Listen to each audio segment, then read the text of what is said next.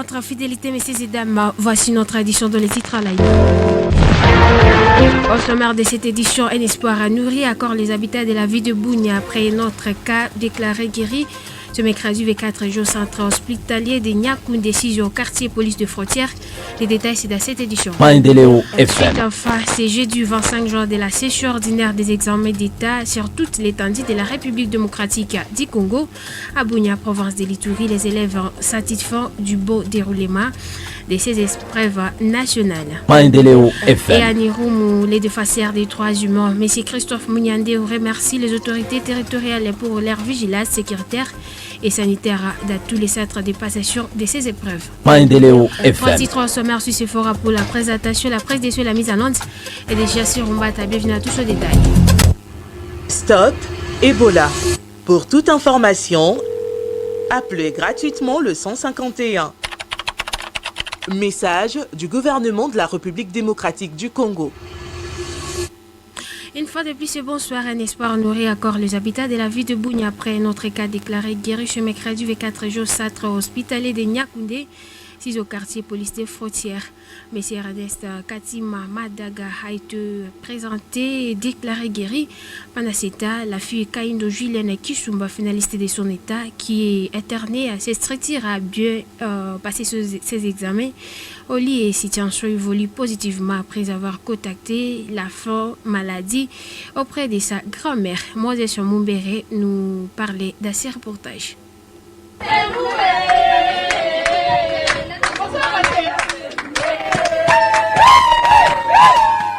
C'est l'ambiance d'une progression positive de la lutte contre la maladie à virus Ebola. Un espoir qui nourrit le peuple congolais en province de l'Ituri après la déclaration de notre cas guéri qui est à sa 9e personne au centre médical Sémé au quartier police des frontières à ville de Bunia. L'équipe de riposte a présenté M. Ernest Katima Madama guéri de virus Ebola 24 juin dernier. Suivons M. Ernest qui appelle les autres à fréquenter l'hôpital pour une prise en charge. Je voudrais féliciter le travail du personnel soignant. Auparavant, on avait peur car il y avait trop de messages, de mensonges et c'est pourquoi j'ai perdu les gens. Mais moi-même, quand j'ai affronté l'hôpital, c'est pourquoi je suis guéri. Car à l'hôpital, il y a la solution. Et pour les amis ingénieurs, ne pensez pas que le médicament que vous trouvez là-bas pour l'estomac ou pour du poison, ce n'est pas du poison, c'est Ebola. Venez ici, moi je suis déjà guéri, votre ami. Pendant ce temps, la fille Kaindo Julienne Kisumba fait son examen au lit car n'y a pas pu atteindre le centre d'examen suite à la maladie au niveau de Boga.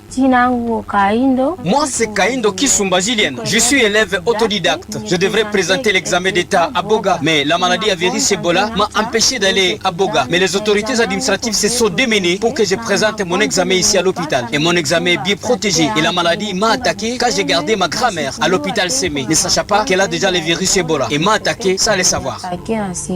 Pour elle, sa situation est positive. Elle fait promptement son examen d'état comme autodidacte. Par la grâce de Dieu, nous pas faire. Par la grâce de Dieu, je suis en train de faire mon examen. Mais j'étais venu en étant malade sérieusement. J'ai vomissé, diarrhée, la faiblesse du corps. Mais aujourd'hui, je me sens bien. La faiblesse commence à diminuer. Je suis bien. Et à manger, l'hôpital nous nourrit. On nous apporte de l'eau, des habits. On est bien organisé. Tout est fourni par l'hôpital. Suite face jeudi 25 jours de la session ordinaire des examens d'État sur toute l'étendue de la République démocratique du Congo, à Bunia, province de l'Ituri, les élèves satisfont du beau déroulement de ces épreuves nationales. Abordés aux sorties des salles des examens, certains élèves témoignent d'insécurité, respectent de mesures barrières face à l'épidémie à virus Ebola. Il appelle l'air à faire preuve de retenue et d'éviter tout comportement malsain dans l'attente du résultat de ces épreuves. Certains d'entre eux se sont exprimés au micro d'Auguste Ekiti. Les examens sont bien passés. L'espoir est que j'ai tellement bien passé mon examen et je suis vraiment démon. Non, les élèves qui se comportent vraiment, qui s'efforcent de ne pas faire ce qu'il faut tenter de faire maintenant là, parce qu'ils se comportent vraiment mal. Faire des courses avec la moto là, ce n'est pas vraiment bien. Parce qu'ils peuvent se tomber même dans les accidents, mourir, ce n'est pas vraiment bien. Je m'appelle Aboukem Akangitan Francisca, je suis l'élève de l'Institut. Les examens bien passés du début jusqu'à la fin. C'était juste au marché que nous avions vu. C'était un peu compliqué là, mais on s'est débrouillé quand même. Pour les élèves qui se sont mal comportés, j'ai leur conseillé de diminuer, de donner le respect aux autorités d'abord premièrement. parce que ce n'est pas bien du tout. Les autres, ceux qui déchirent les uniformes, là, ils les font mal parce qu'il y a les autres enfants qui en manquent.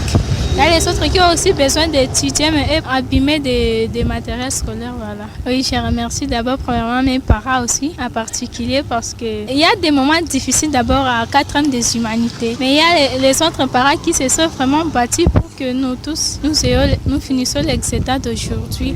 Et pour les autorités encore, je les remercie infiniment parce qu'eux aussi, ils nous encadrent vraiment dans l'institution, ils nous activent une bonne et une forme. Je m'appelle Ngabou Gokba Jordan, je suis élève des complexe scolaires au Capi. Les examens se sont déroulés très bien, on a passé un bon moment avec les surveillants même dans la salle. Si tu gâches, on te change de papier. Les examens déroulés dans une bonne condition. Je suis sûr que nous avons bien travaillé, je suis sûr de moi ce que je fais et je suis sûr de mon école. Il n'y a rien de grave, on a produit seulement ce qu'on nous a soigné ça à l'école.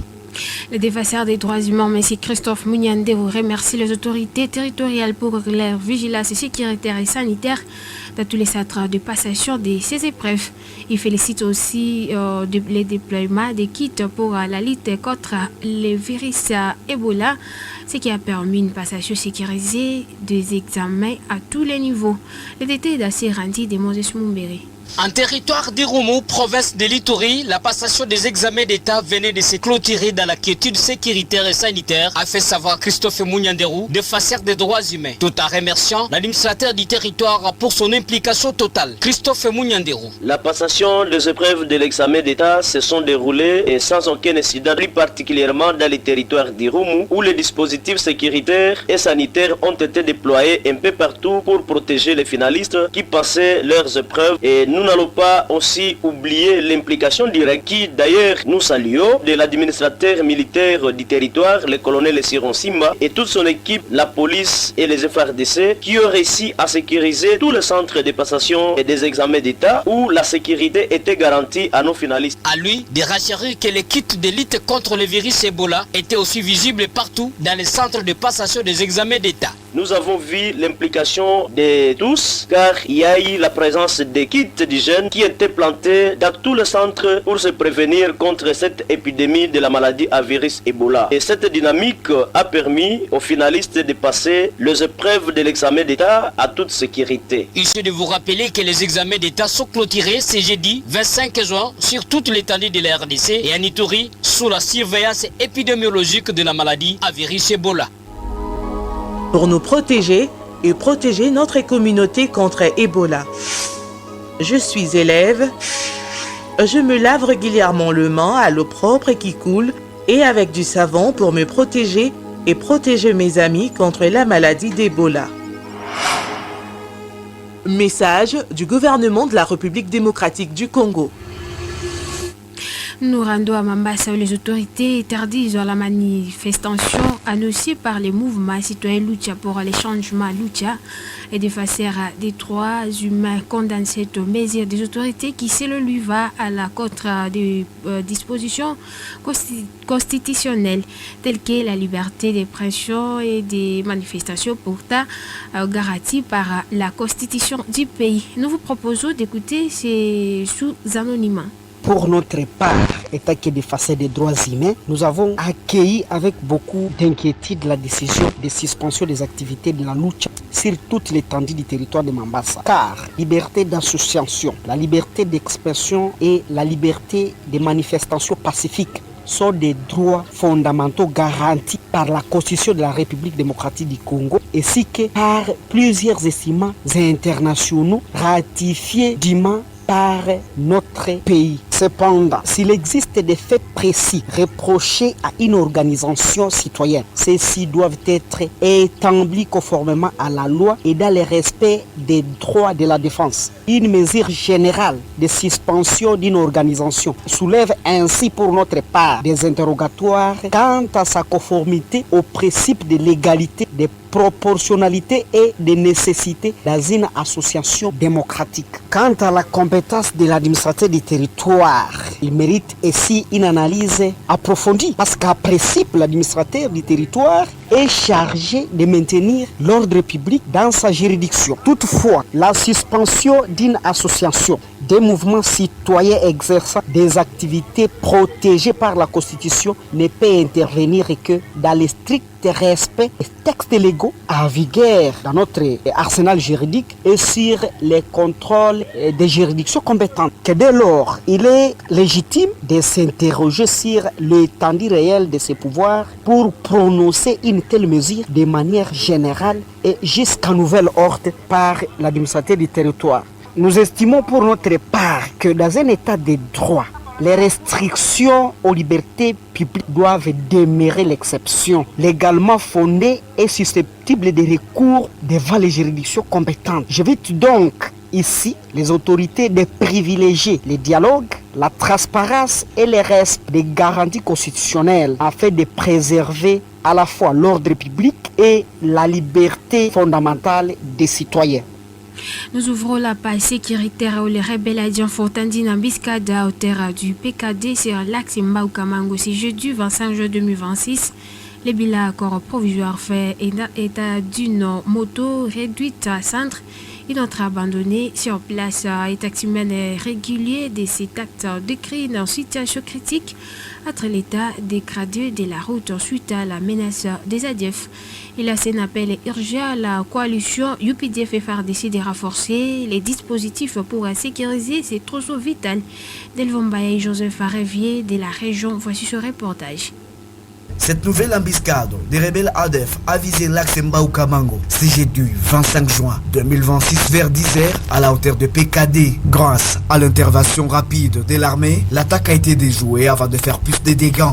Les bilans provisoires de cette embuscade fait étant d'une moto réduite à centre sur place, une autre abandonnée par les assaillants. Aucune perte en vie humaine n'a été confirmée jusqu'à présent lors de cette attaque. Interrogeons sur place un taximaire qui circule quotidiennement sur cet axe, lance un appel urgent à la coalition UPDF FARDC à renforcer les patrouilles et de multiplier les effectifs dans la zone, surtout entre PKD et PK25. Yeye alikuwa anatoka Veseng panakaribia kufika ku 2 kilometre. Bi akona chini anavala teni, yulu anavala kiraia. Iko nafata batoto.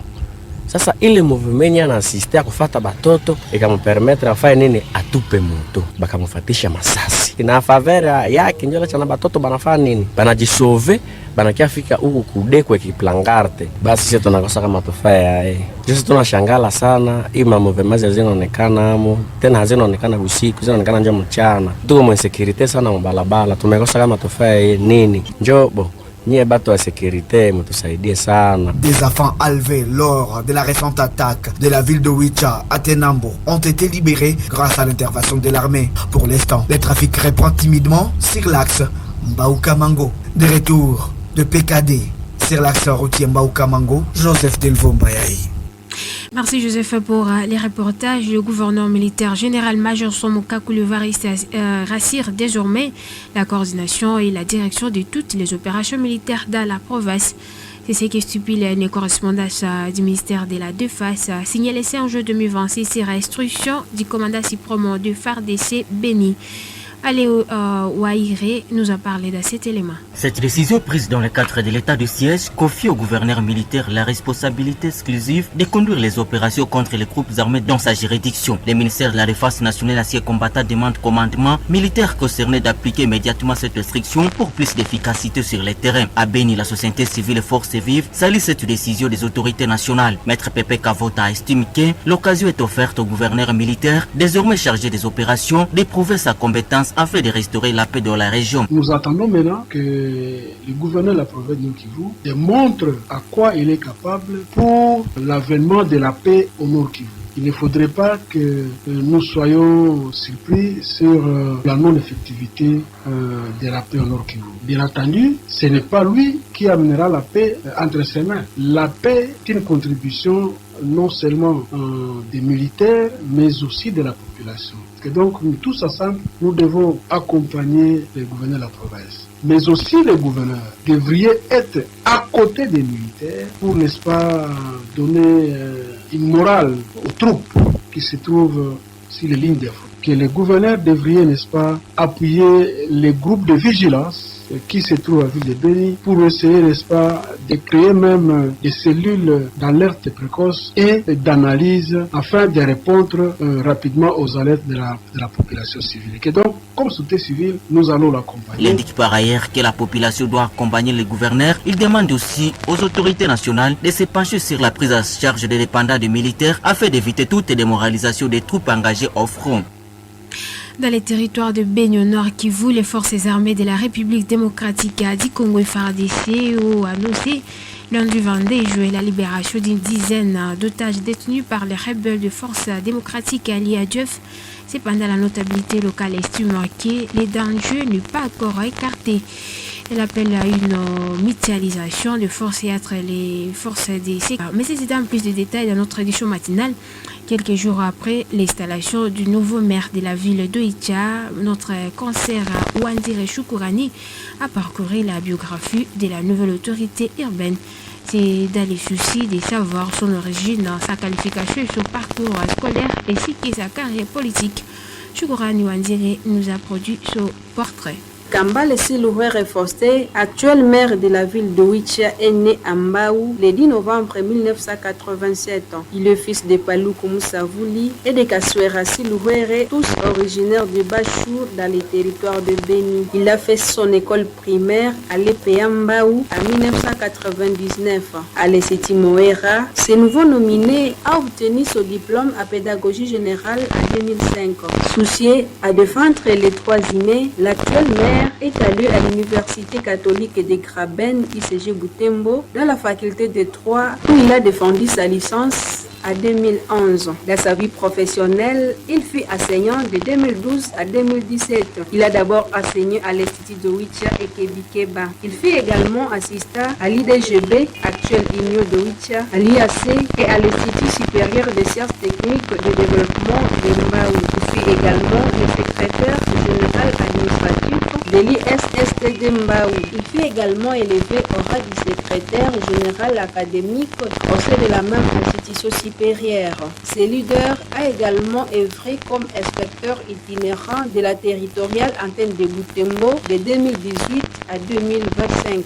Il a également travaillé comme secrétaire rapporteur du comité local de paix et de développement dans le secteur de Béni-Mbao. De 2009 à 2026, il a intégré la carrière politique. Entre 2009 et 2020, il fut président sectionnaire de l'UDPS dans le secteur de Béni-Mbao. De 2021 au jeudi 18 juin 2026, il était le vice-président chargé des questions politiques et administratives au sein de l'UDPS et le territoire. Disons que M. Kambale Silouere Faustin a été fidèle à son parti, l'Union pour la démocratie et le progrès social. Signalons que le maire de la ville de Oicha, Kambale Silouere Faustin, est marié à Kavira Mtiranda Régine. Avec elle, ils ont 3 enfants de 2 filles. Stop Ebola.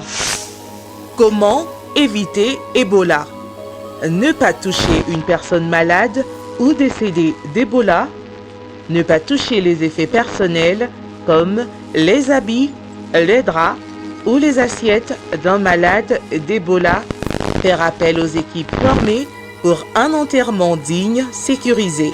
Ne pas toucher un animal malade ou trouvé mort dans la forêt. Se laver fréquemment les mains avec l'eau propre qui coule et du savon ou avec la solution du gouvernement de la République démocratique du Congo. Messieurs et dames, comprenez avec nous que nous sommes à la fin de notre édition et pour les gens qui ont suivi accord des diffusions, voici encore les titres. Maendeleo FM. L'espoir nourrit encore les habitats de la ville de Bounia après notre cas déclaré guéri ce mercredi 4 juin au centre hospitalier Nyakoundé.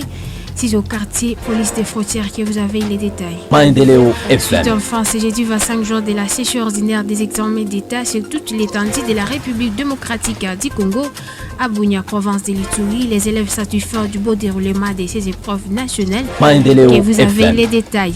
À Niroumou, les défenseurs des droits humains, M. Christophe Mouniandé remercie les autorités territoriales pour leur vigilance sécuritaire et sanitaire dans tous les centres de passation de ces épreuves que vous avez les détails. Maendeleo FM. Restez Sephora pour la présentation de cette édition, la coordination de Nicolette Kodiangou, la réalisation de Sizi Lema, les youtubeurs. Retrouvons-nous sur notre compte YouTube en écrivant Maendeleo Bunia TV. Portez-vous tous bien. Regardons